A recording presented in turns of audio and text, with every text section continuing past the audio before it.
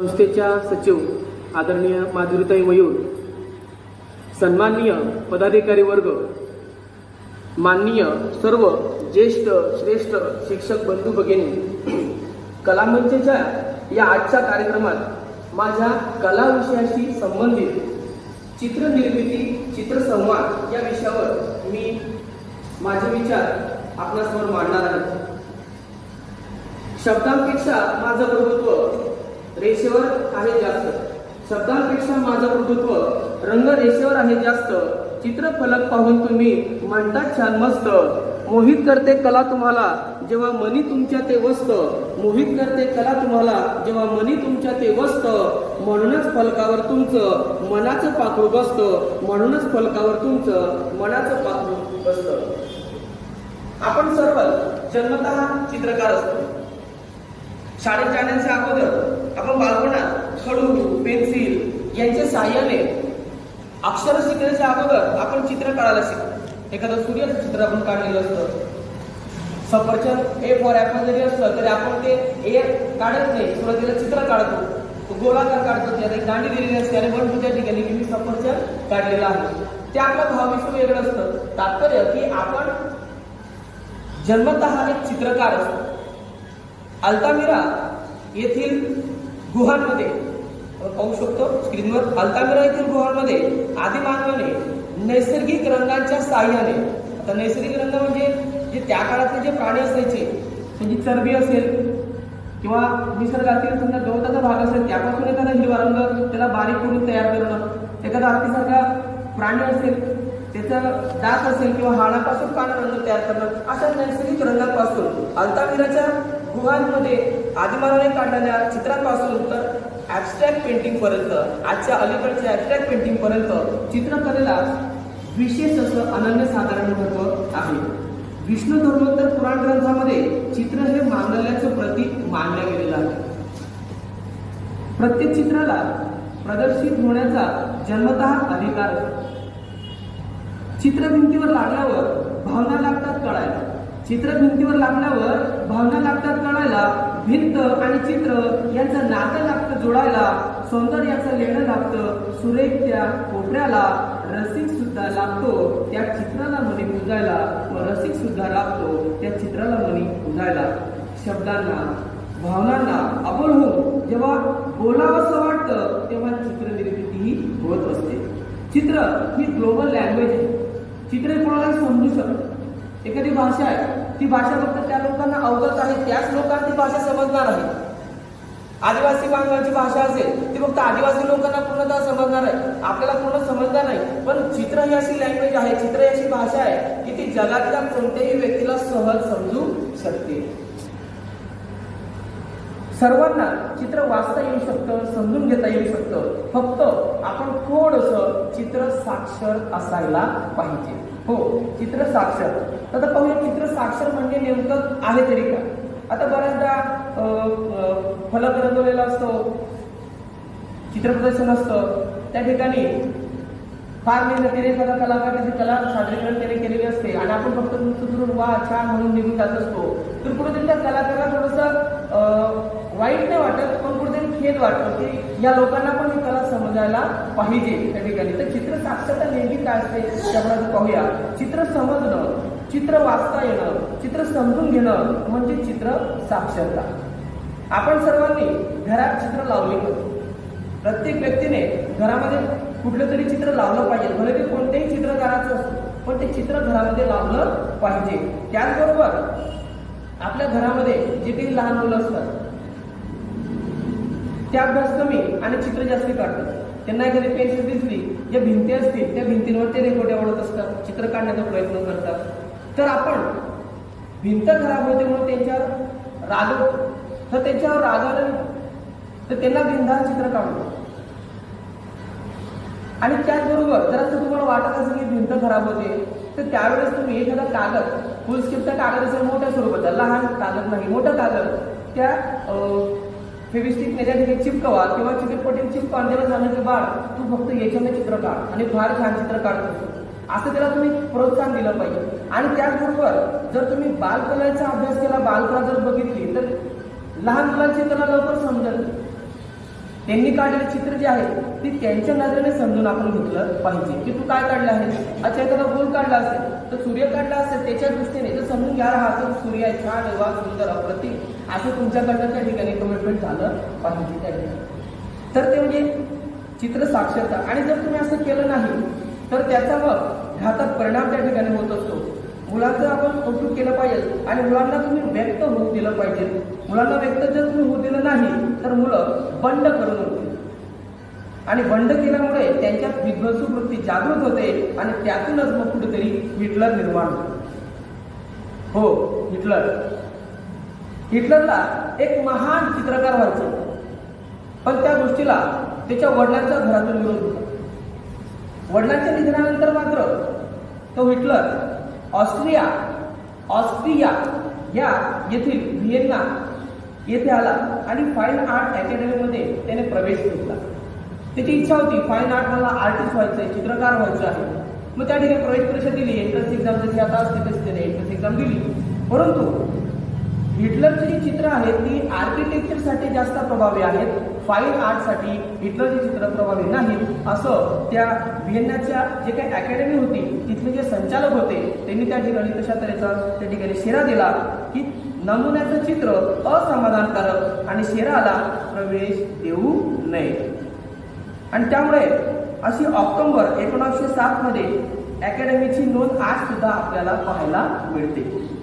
हा प्रवेश जर हिटलरला मिळाला असता तर कदाचित हिटलर आज जागतिक चित्रकारांमध्ये त्याचं नाव घेण्यात आलं असतं. असा हा महान चित्रकार झाला असता हिटलर. पुढे याच व्हिएन्नाच्या फाईन आर्ट अकॅडमीमधील एक प्राध्यापक चित्रकार वॉल्टर लँडहॅमर याच कलाप्रेमी हिटलरच्या भीतीने व्हिएन्ना सोडून मुंबईला त्या ठिकाणी आले आणि टाइम्स ऑफ इंडियाच्या कार्यालयामध्ये ते चित्रकार म्हणून त्यांनी पुढे काम केलं. आपणही आपल्या विद्यार्थ्यांमधील कला बाहेर येऊ देणं अत्यंत गरजेचं आहे. त्यांना शाळेमध्ये कलात्मक वातावरण दिलं पाहिजे. चित्रकला तास म्हणजे नुसतं निवड टाइमपास, चित्रकला तासाला काय महत्व द्यायचं, चित्रकला विषयाला काय महत्व द्यायचं वगैरे वगैरे असा जो विचार आहे तो आपण विचार कुठेतरी बदलायला पाहिजे असं मला प्रामाणिक वाटतं. जोपर्यंत आपण ही मानसिकता बदलणार नाही तोपर्यंत समाजातील कलात्मक वातावरण निर्मिती होणार नाही. आपल्या विद्यार्थ्यांमध्ये आपल्याला भविष्यामध्ये हिटलर नाही तर यांच्यासारखे महान चित्रकार बघायचे आहे. महान चित्रकार लिओनार्दो दा विंची, चित्रकार आणि शिल्पकार मायकेल अँजेलो, त्यानंतर डाली, वास्तवादी चित्रकार डाली असतील, मकबूल फिदा हुसेन, त्यांना हुसेन साहब असं चित्रकलेच्या क्षेत्रामध्ये म्हटलं जात असतं. राजा रवी वर्मा, आपल्या भारतातला लिओनार्दो म्हणजे राजा रवी वर्मा. तर आपल्याला आपल्या विद्यार्थ्यांमध्ये हिटलर नाही तर महान चित्रकार त्या ठिकाणी भविष्यात बघायचे आहे. आणि त्यासाठी तमसो मा ज्योतिर्गमय या आपल्या संस्थेच्या ब्रीद वाक्यातून मी प्रेरणा घेऊन हृदयी पेटू कला ज्योत घेऊ कलेचा हाती वसा, हृदयी पेटू कला ज्योत घेऊ कलेचा हाती वसा, साता समुद्रा पार उमटवूया आपल्या पीव्हीएमचा ठसा, साता समुद्रा पार उमटवूया आपल्या पीव्हीएमचा ठसा या भावनेतून आणि आदरणीय आणि विद्यार्थ्यांचे यश यातच तुमचे हित, विद्यार्थ्यांचे यश यातच तुमचे हित, विद्यार्थ्यांच्या प्रगतीशी जोडावे तुम्ही प्रीत या वाक्याप्रमाणे माननीय मुख्याध्यापक यांनी दिलेला हा कानमंत्र लक्षात घेऊन मी पीव्हीएम आर्टिस्ट ग्रुप हा एक व्हॉट्सअप ग्रुप मी तयार केलेला आहे. पीव्हीएम आर्टिस्ट ग्रुप. मग या ग्रुपमध्ये असं काय आहे तर या ग्रुपमध्ये वर्ष 2016 पासून तर आजपर्यंत आपल्या शाळेतून जे काही आजी माजी विद्यार्थी शिकून गेले की ज्यांना चित्रकला क्षेत्रामध्ये करिअर करायचं आहे, कोणाला आर्किटेक्चर व्हायचे, कोणाला आर्टिस्ट व्हायचे, कोणाला शिल्पकार व्हायचे, असे त्या ठिकाणचे विद्यार्थी आहेत. आणि त्याचबरोबर जर मला आढळलं की एखादा विद्यार्थी फार सुंदर चित्र काढतो, तो 5वी क्लास आहे 7वी क्लास आहे, जो विद्यार्थी असेल तर त्या विद्यार्थ्याचा नंबर या ग्रुपमध्ये ऍड केला असतो की जेणेकरून त्याला कलेविषयी अधिक माहिती मिळावी. आणि त्याचबरोबर आपले जे काही माजी विद्यार्थी आहेत, समजा 10वी झाल्यानंतर ते पासआउट झाले म्हणजे तिथं माझी जबाबदारी संपते असं मला वाटत नाही, तर त्याला शेवटपर्यंत मी मार्गदर्शन केलं पाहिजे असं मला त्या ठिकाणी वाटतं. म्हणून त्या ठिकाणी जे काही आपले आजी माजी विद्यार्थी असतील त्याचबरोबर या ग्रुपमध्ये प्रसिद्ध चित्रकार त्या ठिकाणी जे जागतिक चित्रकार म्हणून आज प्रसिद्ध आहेत त्या चित्रकारांचं त्या ठिकाणी ग्रुपमध्ये समावेश करण्यात आलेला आहे। तर त्याचबरोबर राष्ट्रीय स्तरावर काम करणारे जे काही माझे मित्र असतील, सवंगडी होते माझे, तर ते राष्ट्रीय स्तरावर जे काम करत आहेत त्यांचा नंबर त्या ठिकाणी आहे आणि ते सर्व घटक आपल्या विद्यार्थ्यांना त्या ठिकाणी कुठेतरी मार्गदर्शन करतील। उदाहरणार्थ राष्ट्रीय आणि आंतरराष्ट्रीय कला अकॅडमीच्या काही परीक्षा असतात, जसं की इंटरेस्ट एक्झाम आपल्याकडे असतात, तशा राष्ट्रीय आणि आंतरराष्ट्रीय जे काही कला अकॅडमी असतात त्यात प्रवेश परीक्षा त्या ठिकाणी असतात। त्याच्यामध्ये त्या ठिकाणी कला क्षेत्रात त्यांनी कसा परीक्षा दिल्या पाहिजे, त्याचबरोबर कला क्षेत्रातील आव्हानं काय आहेत, त्यांचा उपाय काय आहेत, कला क्षेत्रातील आणि भारताबाहेर नोकऱ्या या संदर्भात ते विद्यार्थ्यांना सखोल असं मार्गदर्शन केलं जात असतं। आणि या ग्रुपमध्ये आपल्या शाळेतील विद्यार्थ्यांसोबतच आपल्या PVM इंग्लिश मीडियमचे जिथे विद्यार्थी आहेत ते सुद्धा मी ऍड केलेले आहेत। आदरणीय रजीश बीस यांच्या बरोबर सर यांच्या परवानगीने, त्याबरोबर उर्दू विभागातले असतील, माध्यमिक विद्यालय नागलवाडी येथील विद्यार्थी सुद्धा या ग्रुपमध्ये आहेत। भविष्यात होणाऱ्या विविध शालेय उपक्रमात तसेच आपल्या संस्थेच्या 125वा शतकोत्तर रौप्य महोत्सव प्रसंगी हे कलाप्रिय विद्यार्थी निश्चितच नाविन्यपूर्ण कलात्मक उपक्रम करतील, तसेच आपल्या शाळेचे नाव जागतिक पातळीवर कोरतील अशी आशा बाळगतो। व्यक्त होण्याचे उत्तम माध्यम म्हणजे कला। चित्र साक्षरता आपल्याजवळ असेल तर आपल्याला उत्तम रसिक होता येईल, चित्रनिर्मिती समजून घेता येईल। तर जाणून घेऊया चित्रनिर्मिती। तर माझ्या चिंतनातून चित्र नेमकं कसं तयार होतं ते मांडण्याचा एक छोटासा प्रयत्न केलेला आहे। मनात येणाऱ्या विचारांना चिंतनाची जोड मिळते, चिंतनातून मनपटलावर कल्पनाशक्तीच्या आधाराने स्मरणात प्रसंग निर्मिती होते, निर्मित प्रसंग अमूर्त आकार माध्यमांचा आधार घेऊन चित्रकार कॅनव्हासवर, कागदावर, फळ्यावर मूर्त स्वरूपात मांडण्याचा प्रयत्न करतो। त्या आकारातून भावनांचा बोध होतो आणि या बोधामुळे चित्रातील स्पंदन रसिकांच्या स्पंदनाशी एकरूप होतात, तेव्हा चित्र निर्मिती होते। चित्र निर्मितीमुळे निर्मित झालेले चित्र आणि रसिक एकजीव होताना जो साक्षात्कार कलावंताला होतो ती चित्र निर्मिती असं मला वाटतं। तपस्या, प्रत्येक चित्रकाराला तपस्या ही करावी लागत असते, साधना ही करावी लागत असते। तपस्या करून निर्मिती करतो चित्रकार। समजून घेऊया चित्रांचे विविध नाविन्य प्रकार। तर आता या ठिकाणी आपण चित्रांचे विविध प्रकार समजून घेणार आहोत। पहिला चित्र प्रकार आहे व्यक्तिचित्र। आता व्यक्तिचित्र जे आहे हे याचे 3 उपप्रकार पडतात। पहिला प्रकार आहे व्यक्तिचित्राचा की व्यक्ती समोर बसवून वेगळ्या अँगलने ते चित्र काढणे, मग ते कॅनव्हासवर असेल, कागदावरती असेल, हा पहिला प्रकार जे आपण स्क्रीनवर पाहत आहात। दुसरा प्रकार की तो व्यक्तिचित्र उपलब्ध नसेल तर फोटोवरून तिचं पोर्ट्रेट करणे, व्यक्तिचित्र करणे। आणि तिसरा जो प्रकार आहे तो फार मजेशीर आहे, तो तिसरा प्रकार आहे सेल्फ पोर्ट्रेट। सेल्फ म्हणजे स्वतःच चित्र काढणे, आरशा समोर स्वतः बसून इझर लावून कागद लावून स्वतः त्या ठिकाणी चित्र काढणे म्हणजे सेल्फ पोर्ट्रेट। असे हे 3 प्रकार पोर्ट्रेट त्या ठिकाणी आहेत। आणि या चित्रात जर आपण बघितलं तर हे आहे वासुदेव कामत सर, जगप्रसिद्ध चित्रकार वासुदेव कामत सर।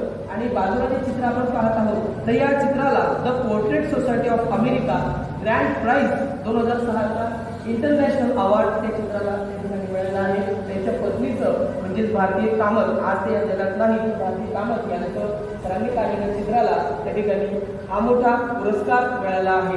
आणि भारताला हा पुरस्कार मिळणं म्हणजे ही खूप मोठी गोष्ट आहे, संधी आहे असं मी समजतो। पुढचा आपण चित्रप्रकार पाहूया बोधचित्र। आता बोधचित्र म्हणजे काय? चित्रात एखादा बोध देण्याचा त्या ठिकाणी प्रयत्न केलेला असतो। आता चित्रात आपण बघू शकतो सिद्धार्थ जो आहे, सिद्धार्थ गौतम ज्ञानप्राप्ती झाल्यानंतर राजा शुद्धोधन याच्या वडिलांच्या आग्रहाखातर तो घरी आल्यानंतर त्या ठिकाणी यशोधरा आणि राहुल हे गच्चीवरून त्या ठिकाणी बघतायत आणि ती राहुलची जी आई आहे यशोधरा ती सांगते की हा जो पुरुष चाललेला आहे हा तुझे वडील आहे आणि यांच्याकडे तो जाऊन त्या ठिकाणी वारस हक्क मागायचा आहे। आणि मग अशा तऱ्हेच्या चित्राची मांडणी त्यांनी केलेली आहे। तर पुढच्या चित्रात त्या ठिकाणी बघू शकतो की तो छोटासा बालक त्या ठिकाणी गेलेला आहे। गेल्यानंतर त्या ठिकाणी सांगतोय तिच्या वडिलांना की तुम्ही माझे वडील आहात, त्यामुळे तुमच्याकडनं मला वारस हक्क पाहिजे। तर त्यांनी तेव्हा सांगितलं की माझ्याकडे वारसार्थ वर काही नाही, माझ्याकडे जो आहे तो माझ्याकडे फक्त धम्म आहे, माझं जे ज्ञान आहे तेच आहे. आणि त्याच्या आईने सांगितलेलं असतं की त्यांच्याकडे जे ज्ञान आहे त्या ज्ञानाने तू जन्म मृत्यूच्या फेऱ्यातून मुक्त होणार आहे, शुद्ध होणार आहे आणि बुद्ध होणार आहे. म्हणून तू कोणत्याही परिस्थितीत त्या ठिकाणी माझ्याकडे न राहता ती परिप्रजा त्या ठिकाणी धारण करायची आहे. आणि मग त्या ठिकाणी ते आदेश देतात त्या ठिकाणी भिक्खूला की या छोट्याशा बालकाला तुम्ही परिप्रजा द्या आणि परिप्रजा धारण केल्यानंतर तो बालक नंतर अर्हंत पदापर्यंत जातो. अशा तऱ्हेचे गुण या चित्रातून पूर्ण असतो. पुढचं चित्र आहे, पुढचं चित्र प्रकार आहे पौराणिक चित्र. तर बघा, पौराणिक चित्र म्हणजे काय? पुराण कथांमधील असलेले चित्र, पुराणावर आधारित चित्र निर्मिती. आता या चित्रातून बघितलं आपण तर भरत खाली बसलेला आहे आणि खाली बसलेला भरत त्या ठिकाणी रामाला विनंती करतोय की जे आसन आहे, जे सिंहासन आहे, मानाच्या सिंहासनावर तुम्ही आसनस्थ व्हायला पाहिजे, असा तो भरताचा भाव त्या चित्रामध्ये त्या चित्रकाराने दर्शवलेला आहे. परंतु तो जो राम आहे तो सुद्धा त्या ठिकाणी त्याचा हात तिच्या डोक्यावरती म्हणजे आशीर्वाद रूपाने त्या ठिकाणी त्याला सांगतोय की भरत या सिंहासनावर तुझ्या अधिकारात आहे, या सिंहासनावर तू बसायचं आहे. आणि बॅकग्राऊंडला त्या ठिकाणी आपल्याला लक्ष्मण दिसत आहे आणि सीता लांब त्या ठिकाणी चित्र दिसतंय आणि हत्तीच्या गळ्यात त्या ठिकाणी त्यांनी माळ दिलेली आहे. अशा तऱ्हेचं ते सुंदर असं चित्र रंग संयोजन त्या ठिकाणी चित्रात दिसतं. ते होतं पौराणिक चित्र. त्याचबरोबर पुढचं चित्र आहे ते पुढचं चित्र आहे महाभारताला आधारित चित्र आहे. हे चित्र आहे प्रसिद्ध चित्रकार S.M. पंडित सर यांचं चित्र आहे. आज ते जगात हयात नाही. 1993 मध्ये त्यांचं निधन झालं. गुलबर्गा येथे यांचा हा स्टुडिओ आहे होता आणि हे चित्र अपूर्ण आहे. तुम्ही खाली बघितलं चित्र अपूर्ण आहे आणि हे चित्र मी स्वतः प्रत्यक्ष 2008 साली त्या ठिकाणी जाऊन त्यांचा पूर्ण स्टुडिओ त्या ठिकाणी बघून आलेला आहे. जे तिचे स्टुडिओ अत्यंत प्रचंड असतात, मोठा त्यांचा स्टुडिओ, पण त्या स्टुडिओमध्ये त्यांची काही चित्र आजही अपूर्ण स्वरूपातले आहेत. त्यांच्या चित्राचं वैशिष्ट्य असं की चित्राची जी त्यांची साईज आहे ती 8x15, 8x10 अशा मोठ्या स्वरूपात चित्र त्यांनी तयार केलेलं आहे. त्याच्या चित्राकडे जेव्हा बघितलं पूर्ण दिवसभर मी त्या हॉलमध्ये होतो आणि त्यांचं चित्राचं रसग्रहण मी त्या ठिकाणी केलं. एक वेगळा अनुभव त्या ठिकाणी मला मिळाला. पुढचा जो चित्र प्रकार आहे तो आहे ऐतिहासिक चित्र. आता हे जे चित्र आहे प्रसिद्ध चित्रकार मिलिंद विचारे सर यांचं हे चित्र आहे आणि हे चित्र या चित्राचा मी स्वतः साक्षीदार आहे. माझ्या समोर हे चित्र तयार झालेलं आहे आणि हे जगप्रसिद्ध चित्र म्हणून आज हे चित्र संपूर्ण जगात गाजत आहे. आपण शिवजयंतीच्या वेळेस हे चित्र बॅनर्सवर त्या ठिकाणी बघत असतो. तर मिलिंद विचारे सरांनी सांगायचं म्हटलं सर कोकणातले पण जळगावचे त्या ठिकाणी स्थायिक झाले आणि मी जेव्हा BA थर्ड इयरला लास्ट इयरला जेव्हा होतो जळगावला शिकत होतो तर त्यावेळेस मी सरांकडे मी जात असायचो.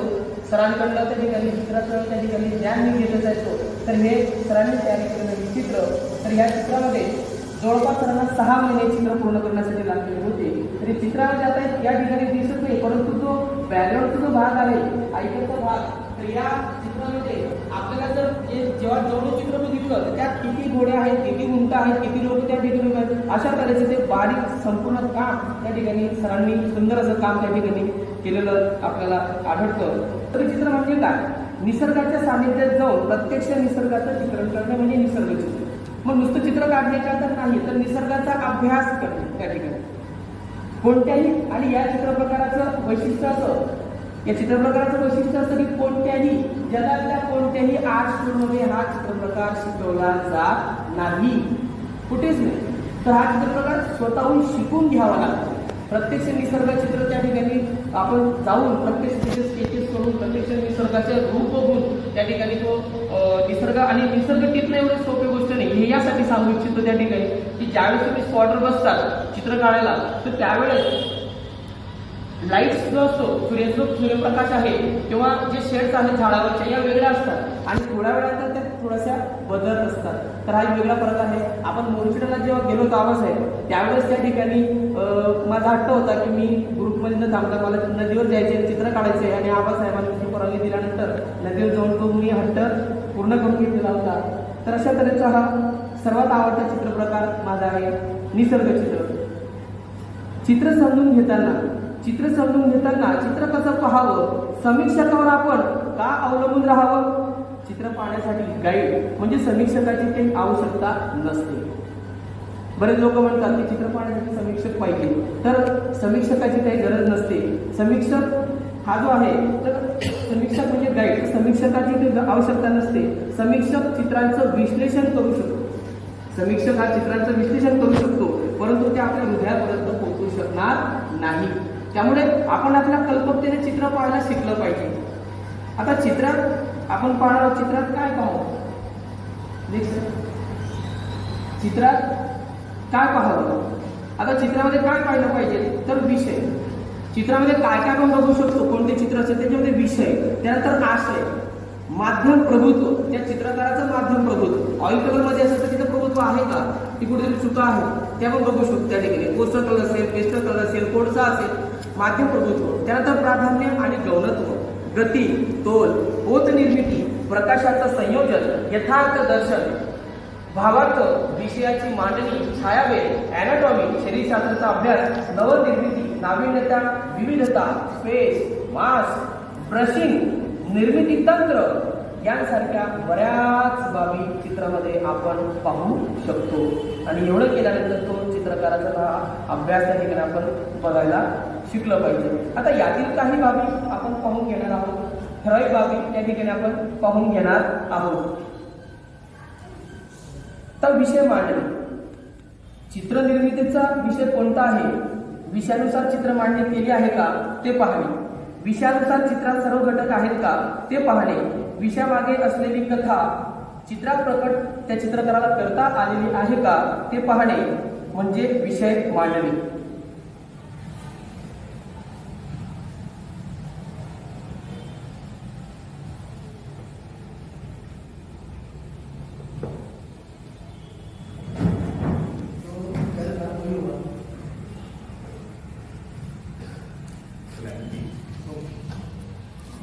आमच्या मलिक सरांची खूप मदत झालेली आहे.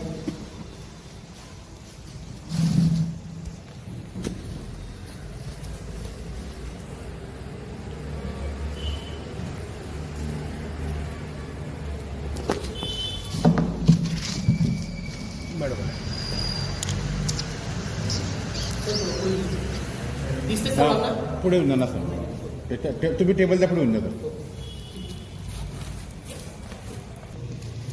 चित्रामध्ये त्या ठिकाणी एक कथा आहे, ती कथा त्या चित्रकाराने मांडता त्याला आलेली आहे का ते आपण त्या ठिकाणी पाहणार आहोत. या चित्रामध्ये सुमेध नावाचा तरुण आहे आणि तो सुमेध नावाचा तरुण आपल्याला चित्रात दिसतो आहे आणि हे दीपंकर बुद्ध आहेत.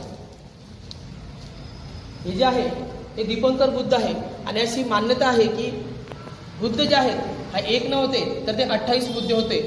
तर हे 27 बुद्ध दीपंकर त्या ठिकाणी त्याचा जेव्हा पूर्ण समूह रस्त्याने जात असतो तर जात असताना त्या ठिकाणी हा सुमेध नावाचा एक ब्राह्मण तरुण त्या ठिकाणी त्यांचं रूप पाहिल्यानंतर त्यालाही हे वाटतं की आपणही यांच्यासारखं व्हायला पाहिजे. मग ते ज्या रस्त्याने जात असतात तर रस्त्याने जाताना त्या ठिकाणी तिथे लक्षात येतं की आता ह्या रस्त्याने जाणार आहेत आणि मग जाताना त्या ठिकाणी चिखल आहे. मग तो सुरुवातीला एक कापड टाकतो सुरुवातीला, मग ते बघितलं की त्या ठिकाणी चिखल जरा जास्त आहे म्हणून तो स्वतः त्या ठिकाणी लोटांगण घालतो आणि त्यांना विनंती करतो की तुम्ही माझ्या शरीरावरनं जा, परंतु या ठिकाणी चिखल आहे. होऊन त्या ठिकाणी त्याला विचारतात की तुझी इच्छा काय आहे आणि त्यावेळेस तो त्या ठिकाणी सांगतो की मला तुमच्यासारखं व्हायचं आहे.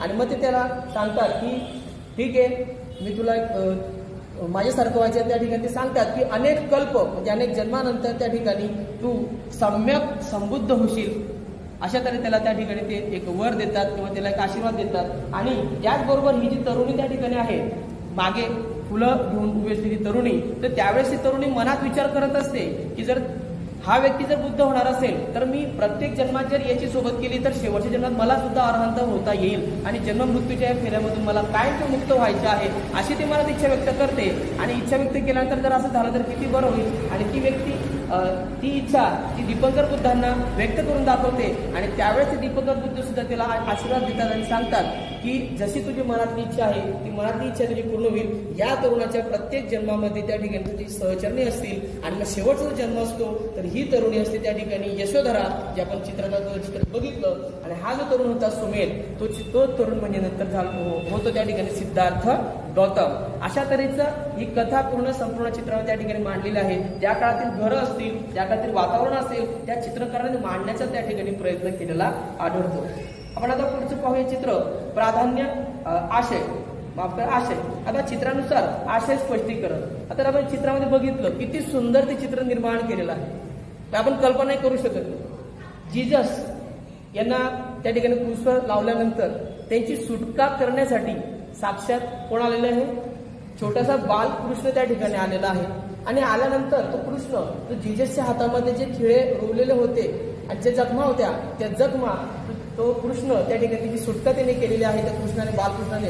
आणि त्याचे जो कापड होता त्या कापडा त्या ठिकाणी तो पुसण्याचा आणि त्याला मनपट्टी करण्याचा प्रयत्न केलेला आहे. म्हणजे किती मोठा जबरदस्त विचार त्या चित्रकाराने त्या ठिकाणी केलेला आहे.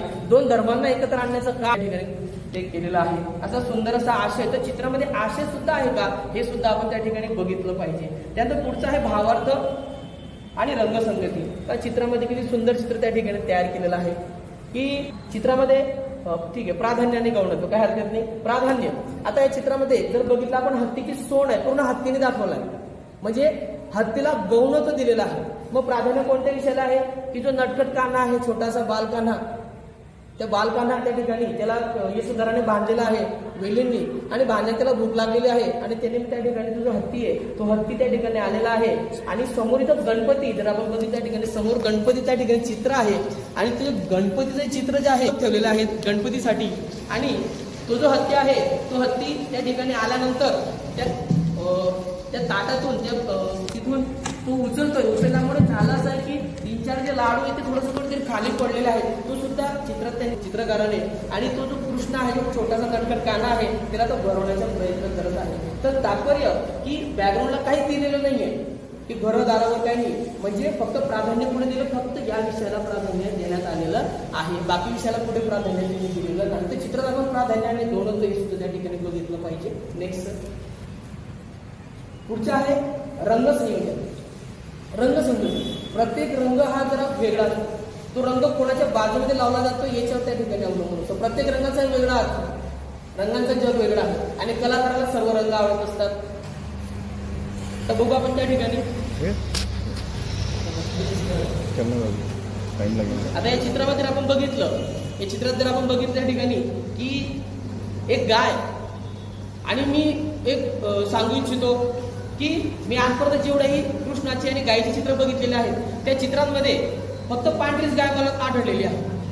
कदाचित मी चुकीचं असेल पण जेवढे मी चित्र बघितली माझ्या मित्रांची तर पांढरीच गाय मी बघितलेली आहे. इथं काळी गाय दाखवण्याचा काय उद्देश असावा चित्रकाराचा. तर नंतर मी खूप विचार केला तर एक लक्षात आलं की त्या ठिकाणी चित्रकाराचं एक सांगण्याचं तात्पर्य आहे त्या रंगातून त्याने सांगितलं आहे की तुम्ही माणसाचा प्राण्याचा बाह्य रंग नका बघू त्याचा अंतररंग त्या ठिकाणी तुम्ही बघितला पाहिजे हे त्या चित्रकाराला त्या ठिकाणी सांगायचं होतं. असं तरी त्यांनी मांडलेलं आहे. बघा वासू त्या ठिकाणी आहे तो जो छोटासा कान्हा आहे तर त्याला सुद्धा वाटतंय की मी सुद्धा त्या ठिकाणी दूध प्राशन केलं पाहिजे यासाठी तो छोटा कान्हा त्या ठिकाणी दूध प्राशन करण्याचा प्रयत्न करत आहे.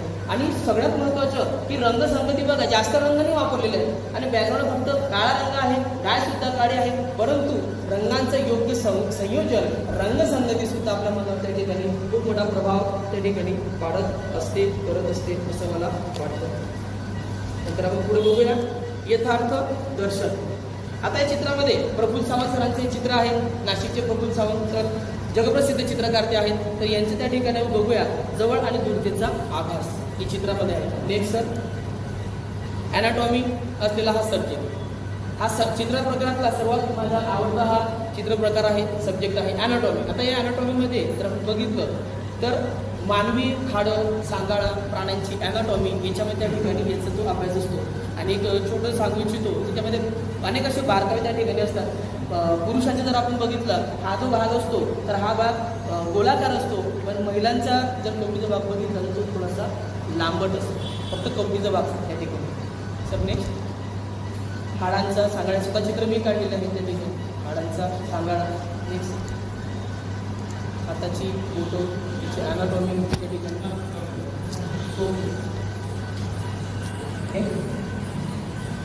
त्यानंतर सर्वात महत्त्वाचं स्केचिंग. ते चित्रकाराचं स्केचिंग आहे का स्केचिंग जर नसेल तर चित्र त्या ठिकाणी बेडप असतं. बऱ्याचदा आम्ही चित्र बघतो तर चित्रामध्ये तो परफेक्टनेस आलेला आहे का ते सुद्धा अत्यंत महत्त्वाचं आहे. एक दिवस जर स्केचिंग झालं नाही तर दुसऱ्या दिवशी हात त्या ठिकाणी काम करत नाही इतकं महत्त्व स्केचिंगला आहे. आता पुढचं बघूया सौंदर्यशास्त्राचा अभ्यास. चित्रामध्ये आपल्याला सौंदर्य पाहता आलं पाहिजे. आपण चित्रात आपल्याला सौंदर्य पाहता आलं तर साधारण विषय आहे, ग्रामीण भागातला विषय आहे, पण किती सुंदर त्या ठिकाणी शशिकांत धोत्रे सरांचं हे चित्र आहे. अत्यंत गरीब परिस्थितीतून उभं राहिलेला हा कलाकार आहे. आज संपूर्ण जग या चित्राचं या चित्रकारांच्या ठिकाणी म्हणजे फॅन झालेला आहे असं म्हटलं तर वावग ठरणार नाही. चित्रात आपल्याला सौंदर्य पाहता आलं पाहिजे. चित्रात तर आपण सौंदर्य म्हणू शकतो, सौंदर्याचं सौंदर्य कोणी बघतं, पण कुरूपतेतून सुद्धा आपल्याला सौंदर्य पाहता आलं पाहिजे. जी सुंदर दिसणारी सुंदर, पण जे कुरूप आहे त्या कुरूपतेतून सुद्धा आपल्याला सौंदर्य जाणवायला पाहिजे. उदाहरणार्थ एखादा जुना वाडा असेल, ग्रामीण भागातील दृश्य असेल, पावसाळ्याचं दृश्य असेल, त्याचा आपण त्या ठिकाणी आस्वाद घ्यायला शिकलं पाहिजे. प्राचीन मंदिरं, विहार, चैत्य, लेण्या, मुघलकालीन वास्तू, चित्र, शिल्प सौंदर्याचा अद्भुत नमुना आहे. परंतु या कलाकृती जेव्हा आपण पाहायला जात असतो तर बरेच लोक त्या ठिकाणी काय करत असतात की सेल्फी काढत असतात. तर सेल्फी काढणं म्हणजे त्या कलाकाराच्या आणि त्या कलाकृतीचा खूप मोठा अपमान आहे असं मला वाटतं. आणि अशा ठिकाणी गेल्यावर प्रत्येक व्यक्तीने आपल्यातील सेल्फी पार्ट जरा बाजूला ठेवून त्या कलावंताच्या सेल्फ आर्टला महत्व दिलंच पाहिजे असं मला वाटतं. तसंच ती कला आपल्या हृदयापर्यंत पोहोचली पाहिजे. कोणती कला असो ती हृदयापर्यंत पोहोचली पाहिजे. चित्र असो कविता हृदयाला भिडलं पाहिजे. प्रत्येकाच्या मनामध्ये ते घर करून राहिलं पाहिजे. कला ही देते संस्कार, कला देते नवा आकार, कला देते संस्कार, कला देते नवा आकार. विखुरलेल्या रंगातून चित्र होते साकार. चित्रामुळे चित्रकाराला पैलू असतात पडत, साधनेमुळेच कलावंताचं जीवन असतं घडत. या कलेमुळे माझ्या जीवनाची जडणघडण झाली. पाहूया कला निर्मितीची काही क्षणचित्र. तर चित्र त्या ठिकाणी बघूया. तर या चित्र मी सांगू इच्छितो. 26 जानेवारी कोरोनाचा काळ थंड होता आणि त्यावेळेस नेमकं मी पॉझिटिव्ह होतो, कोरोना पॉझिटिव्ह होतो. आणि तत्कालीन मुख्याध्यापकांना फोन केला, सर मी पॉझिटिव्ह आहे तर मला यायचे घेणार. ते मला अजिबात येऊ नकोस, तू घरीच थांब.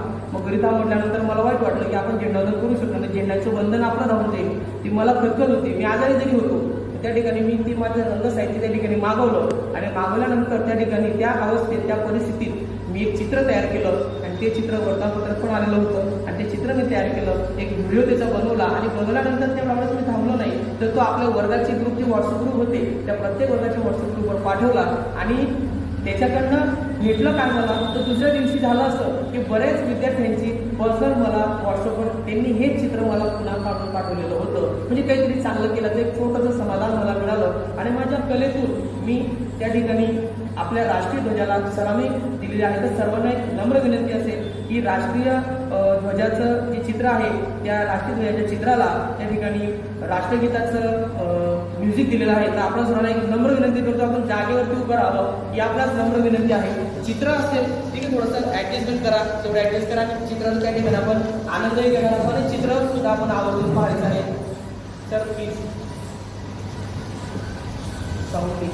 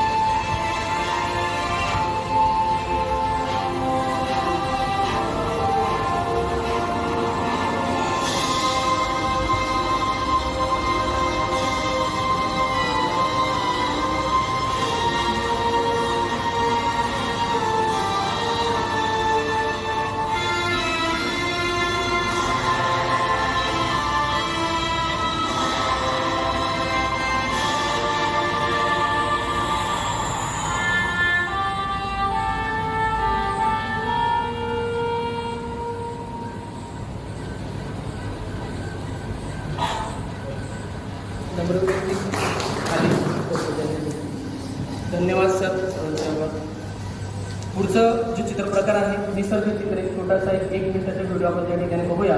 जलरंगातील हा चित्रप्रकार त्या ठिकाणी आहे.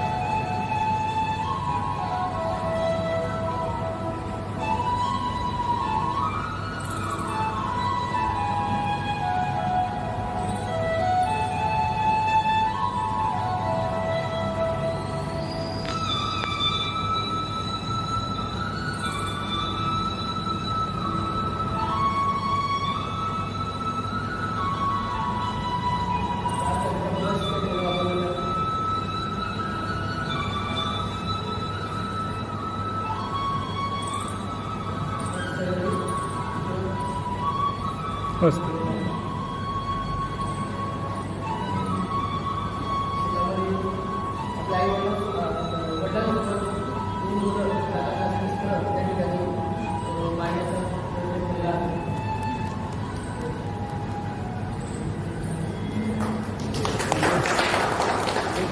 आता फक्त 3 पोर्ट्रेटचे फोटो तुम्हाला दाखवतो. व्यक्तिचित्र मदर अँड चाइल्ड नावाचे पुस्तकामध्ये केलेलं काम मदर अँड चाइल्ड.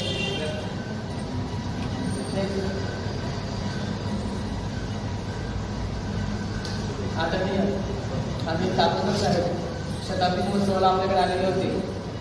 जुन्या आठवणी आपल्या जागा झाल्या असतील. नेक्स्ट आदरणीय काकासाहेब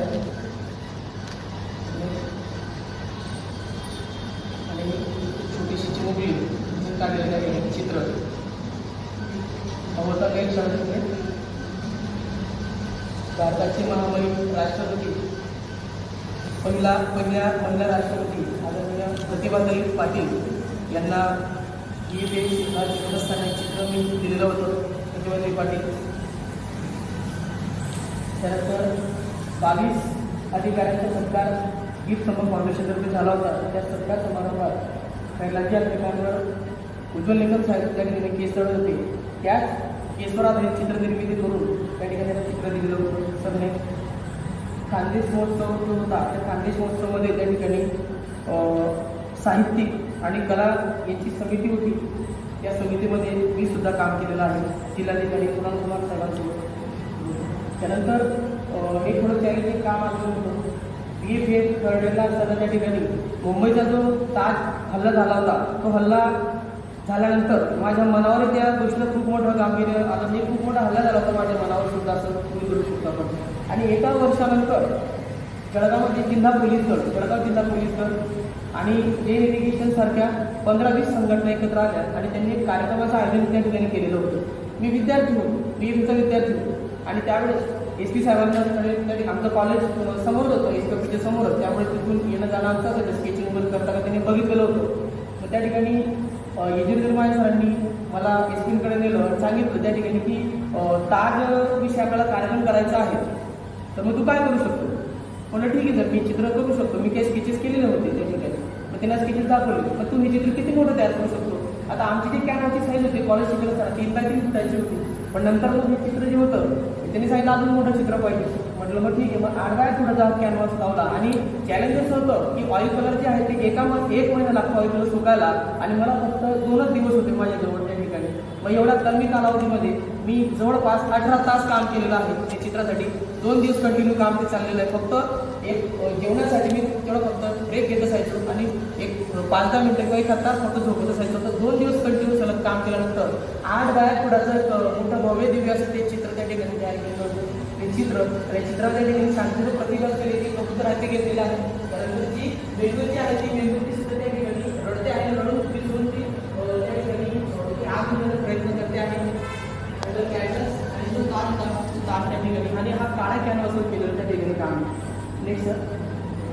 आणि सुंदर चित्र पाहून त्या ठिकाणी अपर अधीक्षक धनंजय कुलकर्णी, संतोष रस्तोगी SP यांच्या हस्ते त्या ठिकाणी सत्कार करण्यात आलेला होता. Next sir. चित्रकार प्रफुल्ल सावंत यांच्यावर त्या ठिकाणी चित्रकार प्रफुल्ल सावंत जे आहेत त्यांच्यावर मी हा संपूर्ण एक प्रबंध त्या ठिकाणी तयार केलेला होता. चित्रकार प्रफुल्ल सावंत याच्यामध्ये त्या ठिकाणी त्यांच्या जीवनावर आधारित चित्र त्याचं रसन होतं. त्यानंतर पुढचं आहे अमृत श्रेणीतील काम करणारे प्रभाकर कोलते सर, आमच्या कॉलेजमध्ये ते. नेक्स्ट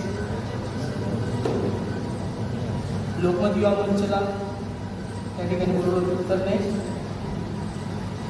हे आपल्या सर्वांना माहीत आहे. नेक्स्ट आणि या सर्व लोकांचे आभार व्यक्त करतो, कारण हे पाठबळ असल्याशिवाय मी काहीच करू शकत नाही. संस्थेचे मनापासून आभार आणि मी सर्व पदाधिकाऱ्यांचे आभार. त्यानंतर हे चित्र आणि आदरणीय सर्वात शेवटी आभार व्यक्त करतो स्वर्गीय संजय यांनी यांना माझ्या केलं विनम्र आदरांजली आणि तुम्हा सर्वांचे मनपूर्वक आभार व्यक्त करतो आणि थांबतो. धन्यवाद.